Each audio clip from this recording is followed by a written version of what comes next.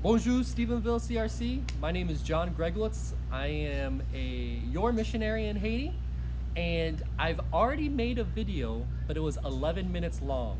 So I'm gonna try this again, and I'm going speed answers. What happened was Desiree sent me some questions, said, hey, could you answer some questions so we could just show it in front of the church? I'm gonna do that, but I'm gonna try to go super quick here, all right?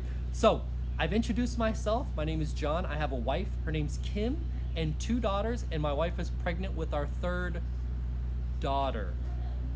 Help me, I'm being surrounded by women, which is a blessing, and all the women said amen, okay? So that's who we are. We wanted to minister in Haiti because my wife, after she graduated from Texas A&M, she took a missions trip here. She fell in love with it. She moved here, lived here 3 years, came back to the US, married me. We always wanted to go back. We always just felt a calling. There was, I was a youth pastor and a financial consultant, but there was just a place in our lives where we felt like we needed to take a step of faith. Really, everything was taken care of. We didn't have to live by faith anymore. We had great money, great job, great health benefits, great schooling, everything was taken care of. There was really no reason for us to trust God, and Haiti was one of those things where we wanted adventure, we wanted to listen to what God had for us and take a step of faith and really live by faith. So that's what kind of drew us to minister to Haiti. In Haiti, there's been a lot of changes in the past couple of years. God is working, God is moving, but a lot of the changes that have been happened since we moved here are all negative. Kidnappings, there's been financial difficulties with double-digit inflation. The president is moving more and more to be a dictator. He's ruling by decree now. He's changing the constitution, which is unconstitutional. He's there's lots of trouble. Gangs are out of control. The police aren't big enough. Gangs outnumber the policemen. So there's been lots of negative things, but God's still moving and working. And that's the biggest thing of how the nation is really in the past 18 months been in a really difficult situation. The next question here says, what does a typical day look like for us? For me, most of the time it's in the office. I'll come in and I'll work with planning things. For example, we have partners that we work through. Impact clubs is something where we have over 500 kids all over Haiti doing community service projects and going and learning how to be a good citizen. That's something that we got to plan. We work with the CRC of Haiti. They have about 40 churches, so we do projects through them.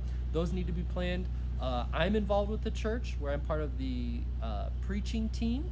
So we do that. And then also, like for example, with a part of the church, we're doing a young adults leadership conference. So all those things need to be planned and thought through, and trainings and all that stuff. So that's kind of my day. Kim, she's a teacher and a curriculum director. She teaches 7th and 8th grade history at a Christian English school, which my girls attend also.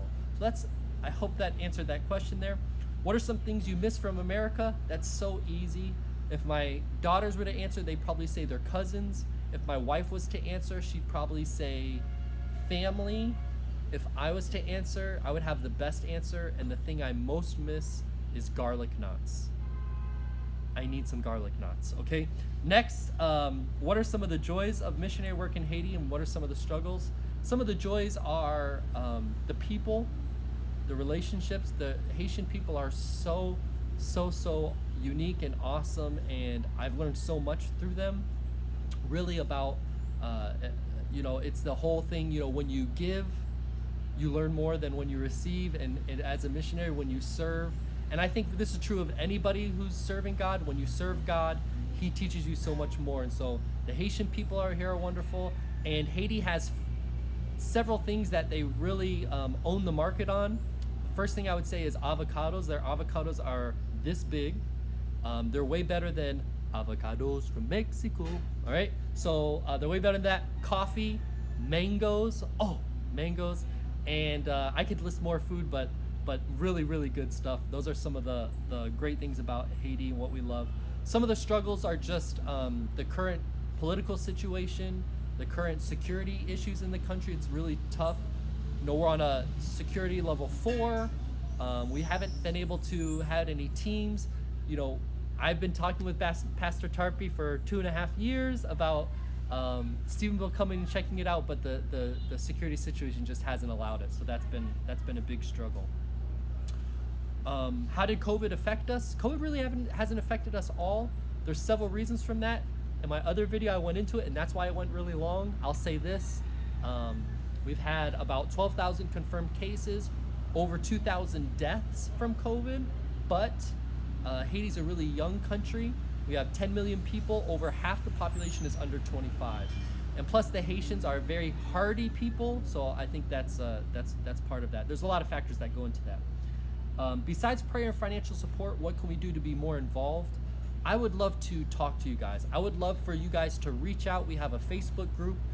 I have an email address. I would love to have some type of correspondence with you individually. Yes, you, right now, the person listening to this.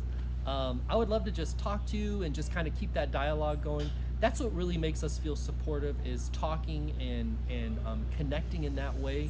It really makes us feel like you as a church care, and it would help me to better keep you as a congregation informed, although we'll hopefully look to do more videos like this and keep you guys more in the loop throughout the year. And then lastly, do we have any specific prayer needs? You can just pray for our security, and that as the president is changing the Constitution and the elections that are coming up, that things would go